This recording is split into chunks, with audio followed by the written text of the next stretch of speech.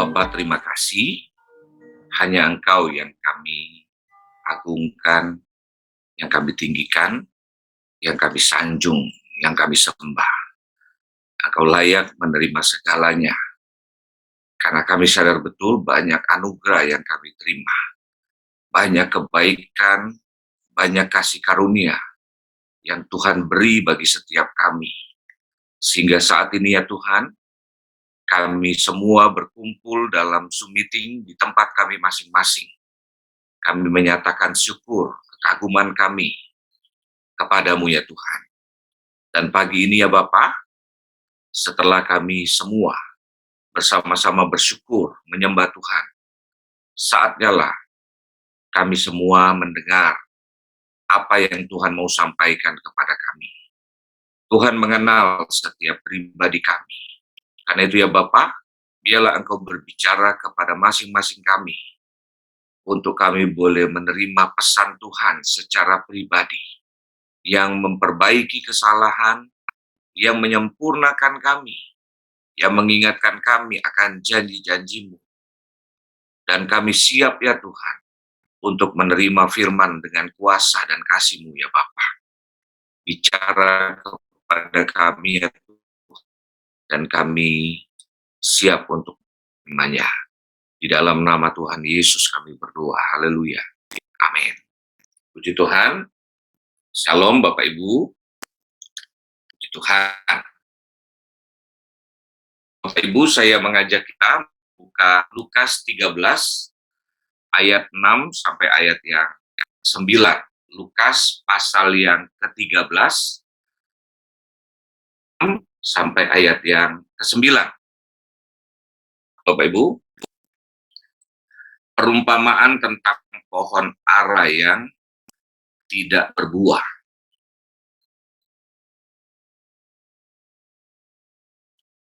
Judul dalam kitab kita, Alkitab kita, Lembaga Alkitab Indonesia, perumpamaan tentang pohon ara yang tidak berbuah. Lalu Yesus mengatakan perumpamaan ini.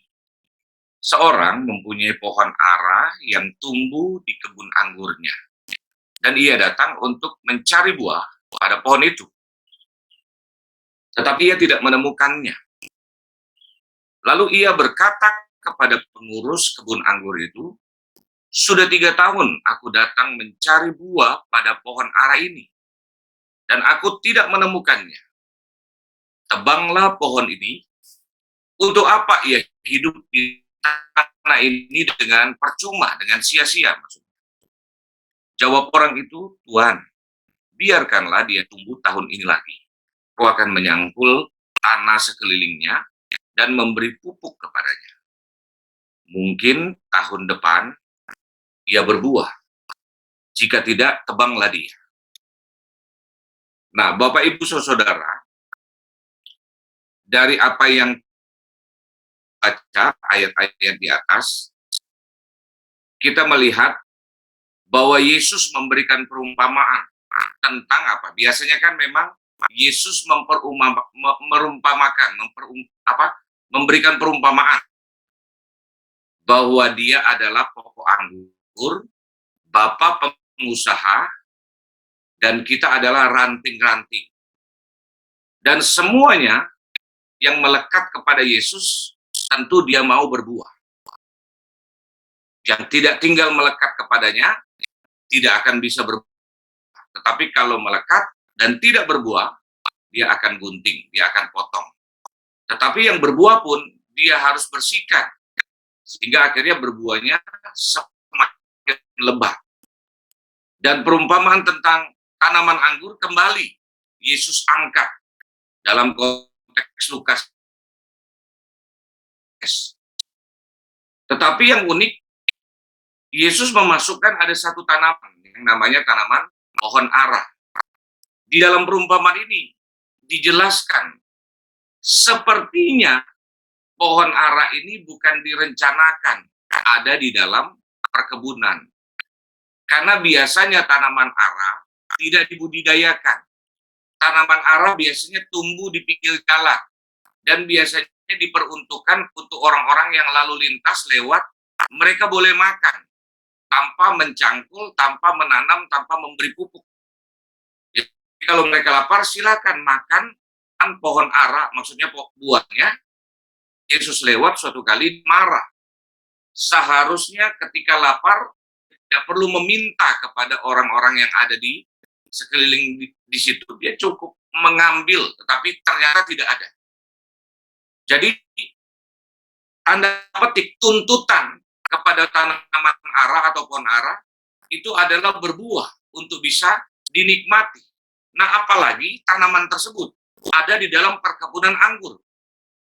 Dan seharusnya dia ikut dampak daripada perawatan. Karena yang namanya perkebunan anggur biasanya dipersiapkan dengan baik. Ada bedengannya, kemudian ada tempat untuk nanti bergelantungan, dia punya pohon, dipagari, dirawat, diberikan pupuk. Biasanya pohon ara tidak dikasih pupuk. Dan ini menggambarkan tentang kehidupan kita, termasuk bangsa Israel. Karena bangsa Israel, walaupun dipilih oleh Tuhan, tapi kalau bicara tentang kemampuan pada masa itu, bangsa Israel kan adalah bangsa yang nomaden. Bangsa yang sebenarnya tidak punya tempat untuk menetap. Dari awalnya Bapak Abraham dibawa pergi ke Kanaan, lalu akhirnya dia pergi lagi karena belum, maksudnya di situ sudah ada penghuni. Sampai akhirnya zamannya Yakub dengan anak-anaknya, mereka sempat tinggal dan beranak pinak sampai di Mesir 430 tahun lamanya, baru pulang menjadi bangsa. Nah, boleh dibilang jauh lebih baik adalah bangsa Mesir. Masa itu ada Babel atau Mesopotamia dan Irak. Jauh lebih maju peradabannya. Dan itu menggambarkan tentang pohon ara. Bahwa ada banyak yang lebih baik, yaitu tanaman anggur. Dia ada tiba-tiba, maksudnya sebagai tanaman liar yang tumbuh di perkebunan anggur. Nah, itu pun menggambarkan tentang kehidupan kita. Kita sebenarnya tidak layak. Kita sebenarnya tidak pantas untuk dipilih dan diselamatkan. Tetapi Tuhan pilih, Tuhan selamatkan, Tuhan tempatkan kita dengan suatu rencana untuk agar kita semua dapat berguna, untuk semua kita bisa berbuah. Di dalam perumpamaan ini dijelaskan bahwa walaupun pohon ara tidak direncanakan tumbuh sepertinya tiba-tiba di tempat yang sebenarnya bukan untuk dia, ternyata Tuhan sebagai pemiliknya menginginkan untuk dia berbuah. Dia hidup sudah cukup lama, karena dalam ayat yang ke-7 dikatakan demikian. Sudah 3 tahun aku datang mencari buah pada pohon ara ini, dan aku tidak menemukannya. Tebanglah pohon ini. Untuk apa ia hidup di tanah ini dengan percuma? Jadi dengan kata lain, dia hidup udah lama. Udah masanya dia berbuah. Tahun yang pertama, enggak berbuah. Tahun yang kedua, udah saatnya dia berbuah. Tapi enggak berbuah. Akhirnya ditunggu sampai tahun yang ketiga. Ternyata tidak berbuah juga. Tuan pemiliknya tersebut bilang tebang juga, nggak ada gunanya lagi. Lalu akhirnya pekerja di kebun tersebut bersyafaat, memohon. Itu gambaran tentang kehidupan di mana Yesus yang ini pemilik kebun itu kasih kesempatan lagi. Dan ini mengingatkan kepada kita Bapak Ibu bahwa semua kita diciptakan Tuhan, dirancangkan Tuhan untuk berbuah. Semua kita dirancangkan Tuhan untuk berguna. Karena berguna itu menyenangkan. Dipakai itu menyenangkan. Saya ingat suatu kali saya mungkin pernah cerita, tapi saya cerita lagi. Saya ingat pernah ngobrol dengan Bapak Gembala. Bapak Gembala dulu background-nya dari gereja, bukan BBI. Lalu Bapak Gembala bilang, dari muda saya kepingin jadi pendeta. dari masih kecil. Tapi saya kepingin kalau jadi pendeta tidak seperti pendeta di gereja saya. Karena menurut penilaian Bapak, itu penilaian Bapak waktu itu, mungkin salah. Bapak bilang, sepertinya di gereja saya itu pendeta sibuk cuma di hari Sabtu dan di Minggu. Di Sabtu dan di Minggu.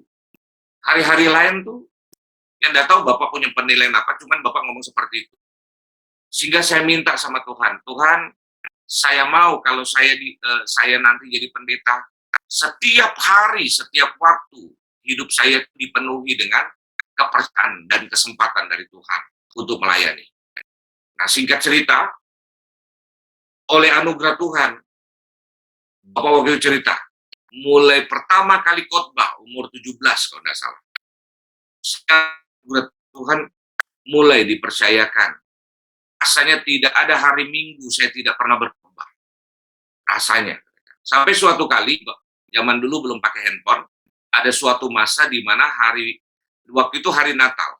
Ada seorang hamba Tuhan yang minta, Gilbert nanti kamu khotbah di gereja saya ya, di hari Natal, tanggal sekian gitu kan, tanggal 25 pasti kan. Oke. Tapi nanti saya akan konfirmasi lagi. Oke.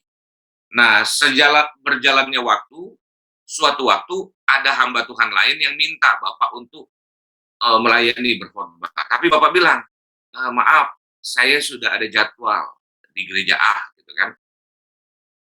Ternyata hamba Tuhan tersebut lupa mungkin. Apakah lupa mengkonfirmasi, tetapi juga lupa mungkin sampai ternyata yang khotbah bukan Bapak. Jadi di hari H atau sehari sebelumnya, ternyata Bapak tidak punya jadwal khotbah. Padahal selama ini, semenjak Bapak udah mulai dipercayakan Tuhan, Bapak selalu khotbah. Nah, pada masa itu, Bapak merasa gini, aduh kok ada sesuatu yang hilang. Saya yang biasanya khotbah di hari Minggu biasa, bahkan di hari Natal kali ini, saya tidak dapat kesempatan khotbah. Akhirnya, Bapak bilang begini, Tuhan, ternyata begitu menyakitkan, Tuhan tidak kasih saya kesempatan, Tuhan tidak percayakan saya untuk melayani di hari Minggu ini. Maksud di hari Natal ini. Dan akhirnya, Bapak minta, kalau memang Tuhan mau pakai saya, Tuhan pakai semaksimal mungkin. Maka artinya apa? Sesibuk apa, saya siap. Makanya Bapak seringkali kasih statement, lebih baik saya lelah karena banyak dipercayakan, daripada saya lelah karena banyak menganggur. Nah, hidup ini pasti jauh lebih bermakna kalau hidup kita berguna. Hidup kita berbuah, bisa dinikmati oleh sesama, dinikmati oleh Tuhan, menjadi alatnya. Karena memang pada dasarnya seperti ayat ini, jelas Tuhan mau kita berguna, kita berbuah. Dan Alkitab katakan, kita berbuah lebat dan berbuah tetap. Sampai masa tuanya kita. Dalam banyak perumpamaan, Yesus umpamakan kita. Seperti pohon anggur, seperti pohon zaitun, tadi seperti pohon ara. Nah, saya mau ajak kita sekarang ke Mazmur 92, ayat yang ke-12.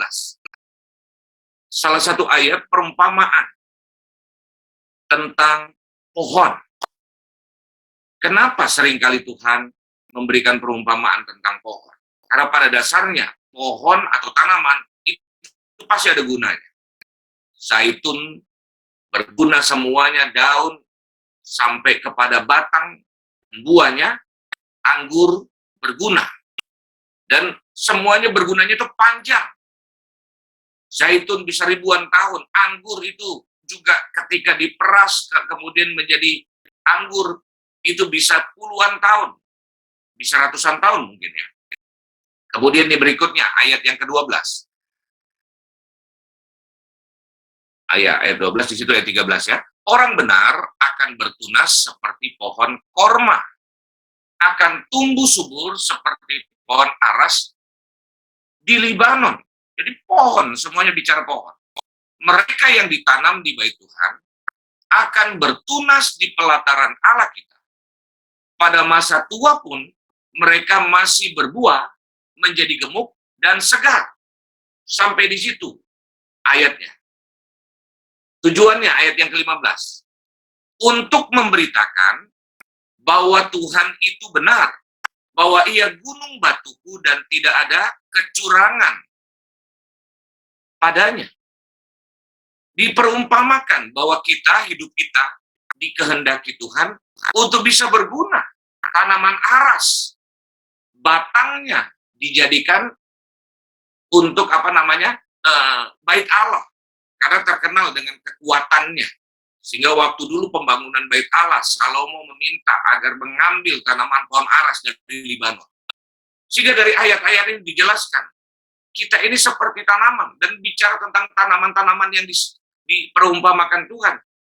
Itu yang memang berguna, yang bicara tentang panjang usianya, bahkan sampai masa tua pun. Alkitab katakan, dia akan menjadi gemuk dan segar. Jadi gemuk ini alkitabiah, Bapak Ibu. Saya ini gemuk, jadi alkitabiah ya.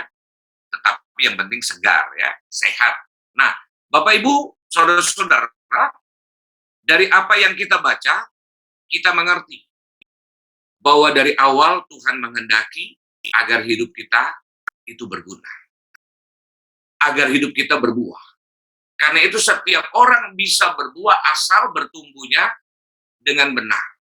Dengan bertumbuh dengan benar, pada masanya seharusnya hidup kita akan berbuah sebagaimana tanaman. Tetapi memang masing-masing orang punya perbedaan latar belakang. Ada orang yang mungkin dibesarkan dari keluarga yang tidak harmonis, dididik dengan kekerasan, sehingga menghasilkan karakter yang keras, orang yang susah diatur, orang yang amburadul kalau boleh dibilang. Sehingga mungkin kita sama-sama bertumbuh, misalnya di gereja 15 tahun misalnya. Ada yang mungkin di antara kita sama-sama seperti GBI Glow ini, sama-sama memasuki usia yang ke-14 tahun misalnya. Kita sama-sama bertumbuh, firman Tuhan sama, melayani bersama. Tapi ada yang berbeda. Ada yang mungkin baru tahun kedua, kok orangnya jadi berkat. Kok nih orang kalau ketemu memberikan dorong, kok orangnya pokoknya nilai. Tapi ada orang sampai 13 tahun bermasalah terus. Karakternya mengganggu, merusak, menghilangkan damai sejahtera. Jadi, latar belakang seseorang. Sehingga ketika Tuhan melihat ada orang kok udah saatnya dia berbuah di umur yang ke-3 tahun, tetapi tidak berbuah. Akhirnya diminta lagi, dikasih kesempatan 1 tahun lagi. Nah, ini mungkin bicara juga tentang kita. Bapak Ibu, kalau dalam kehidupan kita, dalam masa usia kekristenan kita sudah cukup tua, kok sepertinya kok kita tidak buat apa-apa ya? Kok kita hadirnya kok bikin masalah ya? Bikin gaduh, ngomongin pelayanan, ngomongin hamba Tuhan, ngomongin sesama, bikin iman orang terganggu. Jujur ya Bapak Ibu, kalau itu yang terjadi dalam kehidupan kita, sementara ada orang-orang yang masih lebih muda daripada kita dalam pelayanan, kok dianya kok kelihatan bertumbuhnya baik, lalu berbuahnya baik. Saya sarankan untuk kita mulai jujur. Jujur sama Tuhan. Tuhan, kalau memang di masa lalu saya ada hal-hal yang buruk yang membangun hidup saya sehingga saya itu mudah tersinggung. Saya ini orangnya kok punya karakter yang bermasalah. Datanglah kepada Tuhan. Mohon untuk Tuhan pulihkan. Mohon untuk Tuhan bisa membantu kita menghancurkan setiap hal-hal yang buruk. Supaya memang pada dasar harusnya kita berbuah dan berguna. Itu muncul dalam kehidupan kita. Karena pada dasarnya Tuhan menghadirkan kita tujuannya agar hidup kita berguna. Tapi kalau yang muncul merusak, kalau yang muncul tidak ada buahnya, kalaupun ada buah rasanya pahit, rasanya asam, rasanya kecut, rasanya tidak nyaman untuk dinikmati. Karena ada orang, ada buah, tapi buahnya nyakitin orang. Kalau dia hadir, kok kata-katanya pedes. Kalau dia hadir, kok kata-katanya pahit. Kalau dia hadir, hidupnya tidak menjadi berkat. Artinya, ada buah sepertinya, ada hasil. Tapi kok tidak menguntungkan bagi orang lain, tidak membangun. Nah, ada hal-hal yang harus kita perhatikan di sini Bapak Ibu, bagaimana kita sebagai benih, sebagai tanaman dapat bertumbuh dan berbuah dengan lebat, sehingga berguna, baik bagi kerajaan sorga sebagai pemiliknya, dan bagi sesama manusia sebagai sesama ciptaannya. Hal yang pertama, Mari perhatikan. Dalam Yohanes 15 ayat 5 saya bacakan, akulah pokok anggur dan kamulah ranting-rantingnya. Barang siapa tinggal di dalam aku dan aku di dalam dia, ia berbuah banyak. Sebab di luar aku kamu tidak dapat berbuat apa-apa. Jadi yang pertama, bagaimana kita bisa berbuah? Perhatikan hubungan kita dengan Tuhan. Kita harus memiliki hubungan yang benar dengan Tuhan. Kenapa? Karena Tuhan bilang, kalau engkau tidak tinggal di dalam aku, engkau tidak bisa berbuat apa-apa. Jadi yang pasti, bangun hubungan dengan Tuhan. Dalam setiap waktu ketika Bapak Ibu dapat kesempatan, lalu Bapak Ibu bisa mengambil komitmen, bekerja keras, maksudnya untuk misalnya, tadi minta maaf, saya tadi ditelepon Bu Febe, tadi saya lalai, udah bangun, tapi saya masih membaringkan sedikit, ketiduran masih. Jadi tadi saya kebangun, udah 5:30 lewat, udah mulai saya telepon Bu Febe, saya terlambat bangun. Masih bisa Pak, gitu kan. Oke, saya harus mandi dulu, gitu kan. Saya harus mandi, saya harus buru-buru. Oke Pak, gitu kan. Puji Tuhan masih sempat. Jadi saya cuma ikut nyanyi, Kau Allah yang besar. Tapi ada di antara kita. Sama kan? Artinya gini, Bapak Ibu yang berkomitmen untuk setiap pagi hadir di dalam doa gerbang pagi.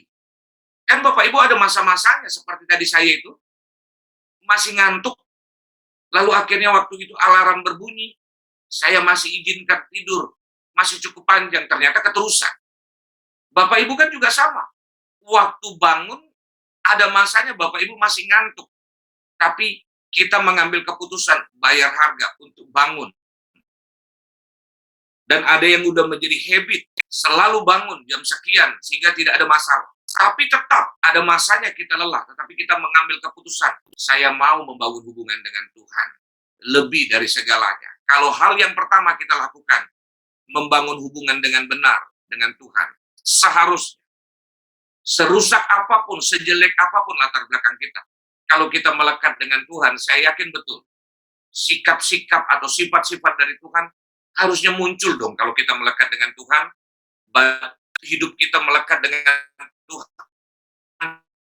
Melekat, artinya ada yang di dalam batang utama, itu juga yang akan keluar di ranting-rantingnya. Hiduplah yang pertama, melekat dengan Tuhan, bangun hubungan dengan Tuhan dengan benar.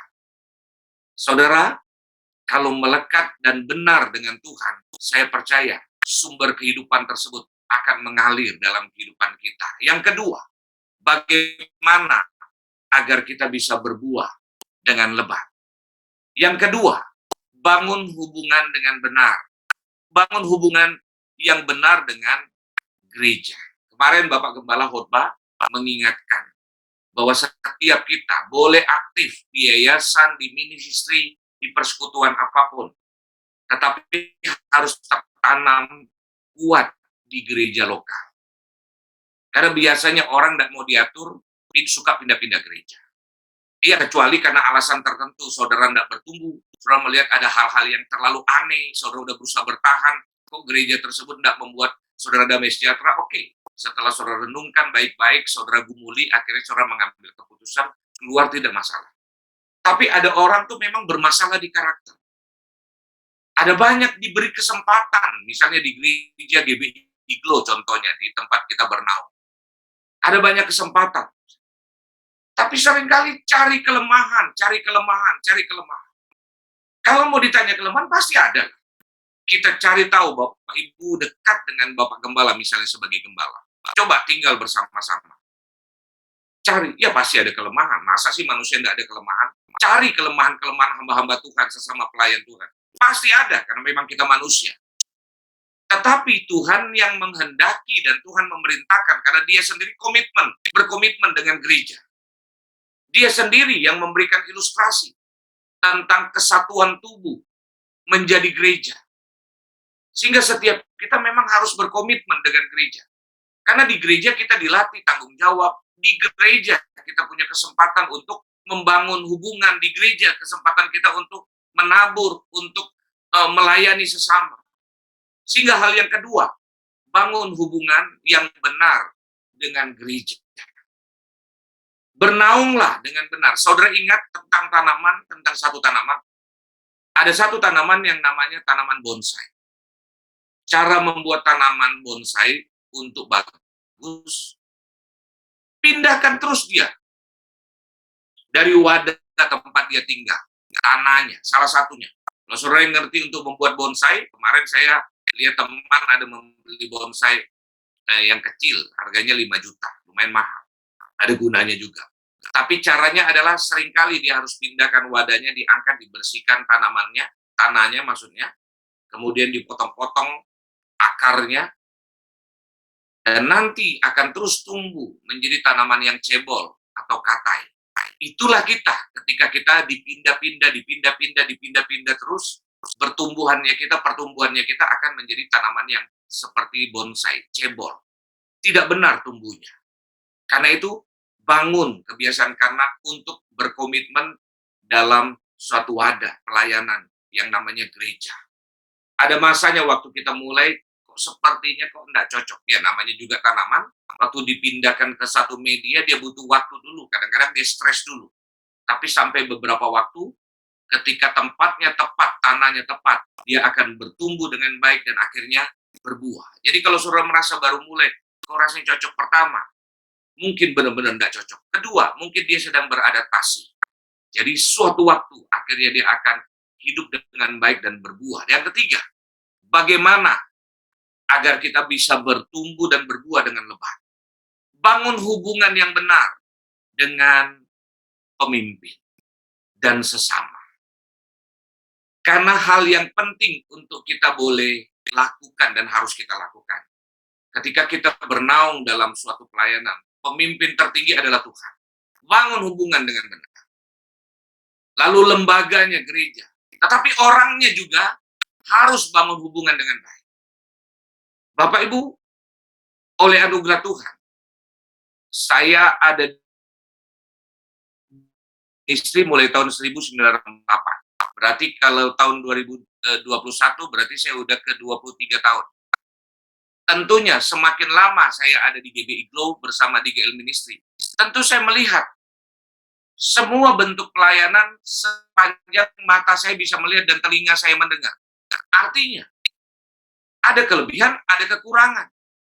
Tetapi satu hal, dengan siapapun, kalau kita punya pemimpin, bangun hubungan dengan baik. Dengan gembala, saya mendorong, Bapak Ibu. Suatu kali kita pernah ditanyakan pastoral, waktu itu yang tanyakan Pastor. Coba sebutkan, apa kelebihan gereja ini? Sehingga saudara melayani di gereja ini.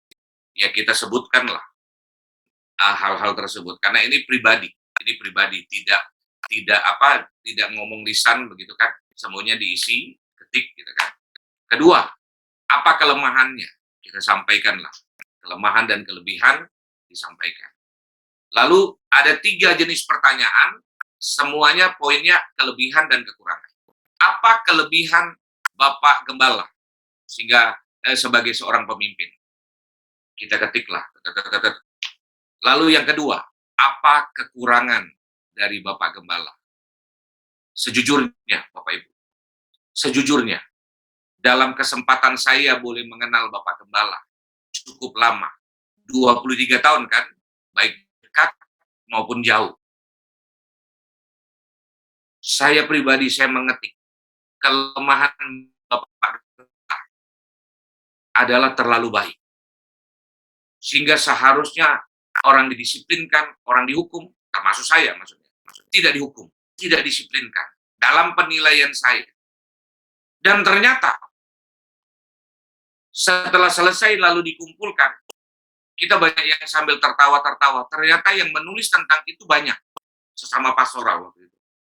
Kelemahan Bapak Gembala, terlalu baik. Terlalu baik pun tidak semuanya setuju. Maksudnya begini, seharusnya kalau harus didisiplinkan, disiplinkan dong. Harus dapat punishment, dipunishment dong. Harusnya seperti itu. Tetapi bagi orang tertentu, itu bisa menjadi suatu kelebihan. Tapi bagi orang lain, ini bisa sesuatu yang mengecewakan. Tapi akhirnya saya jadi banyak belajar dari Bapak Gembala tentang kehidupannya. Bangunlah hubungan, karena banyak kesempatan kita bisa dapat penilaian, oh untuk menjadi pemimpin yang baik kita belajar dari pemimpin ini. Tapi ketika kita melihat kekurangannya untuk uh, untuk menjadi pemimpin yang gagal, kita bisa belajar dari kekurangan.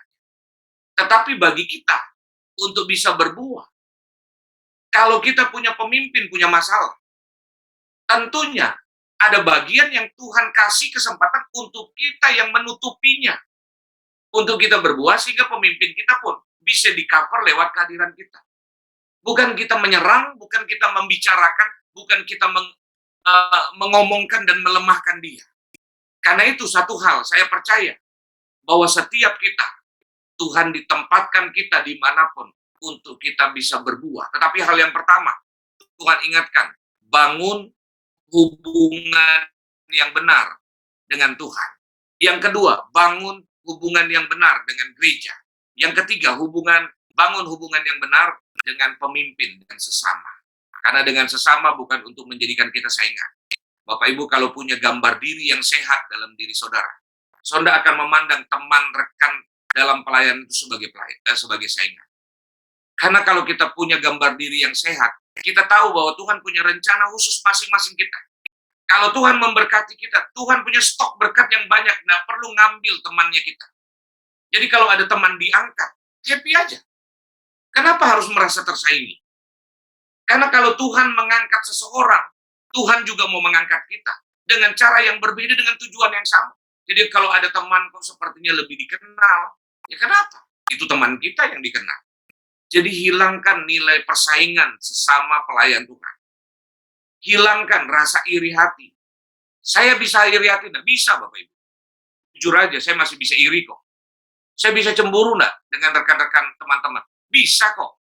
Cuman kalau iri itu muncul, cemburu itu muncul, kan kita punya hati nurani. Kita kan punya perasaan. Kita kan bisa bilang, loh kenapa saya cemburu? Kenapa saya iri hati? Kita lah yang harusnya maintain, rawat hati kita. Saya bisa marah dengan hati saya. Kan nggak perlu saya cerita-cerita ke orang lain. Roni, kenapa kamu cemburu? Kenapa kamu iri? Dia kan hamba Tuhan. Itu bisa terjadi tanpa saya malu saya ceritain kepada Bapak Ibu. Tapi saya rawat hati saya untuk tidak boleh bertahan rasa iri, rasa cemburu itu. Karena manusia lamanya saya ada dosa. Sehingga sifat dosa masih bisa muncul. Tetapi oleh roh Tuhan yang mengingatkan, yang menginsapkan, kita bisa mengendalikan oleh pertolongan Roh Kudus. Sehingga perasaan dan pikiran itu tidak bisa berlama-lama dalam diri kita. Karena itu Bapak Ibu, lakukanlah 3 hal tadi sebagai tuntunan lewat firman Tuhan. Bangun hubungan dengan Tuhan dengan benar, bangun hubungan dengan gereja dengan benar, bangun hubungan dengan sesama, baik itu pemimpin dan sama kita dengan benar. Karena dengan pemimpin kita pun bisa jadi berkat dengan berkontribusi, berbuah dengan benar. Dengan sesama pun kita bisa menjadi berkat. Orang yang sejajar, kita bisa saling bergandengan tangan. Orang yang lebih rendah di bawah kita pun bisa menjadi berkat. Mari kita berdoa. Haleluya. Tuhan, hidup ini adalah kesempatan. Kesempatan untuk kami berbuah. Kesempatan untuk kami berguna. Baik bagi pekerjaan Tuhan, bagi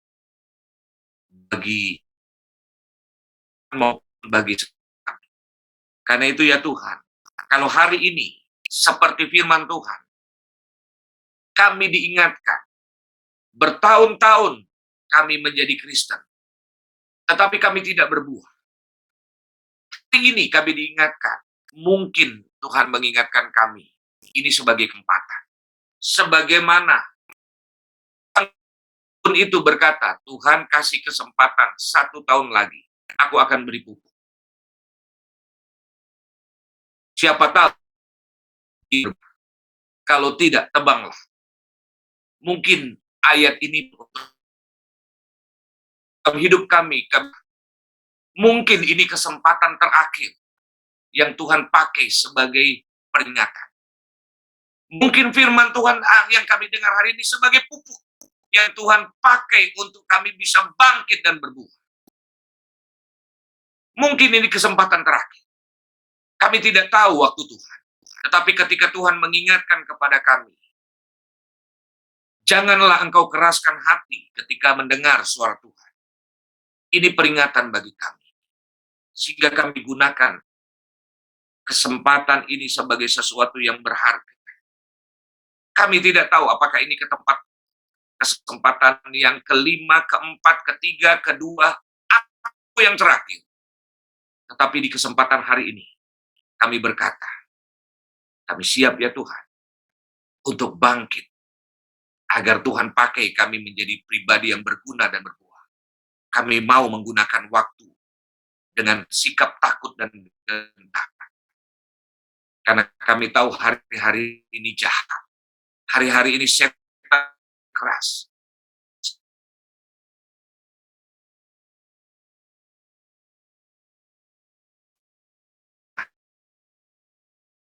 Dan bagi sesama.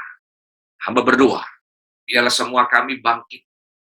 Sehingga sebagai apapun, kami semua menyadari bahwa Tuhan menghendaki agar semua kami dipakai Tuhan menjadi alat Tuhan yang menyatakan kemuliaan Tuhan.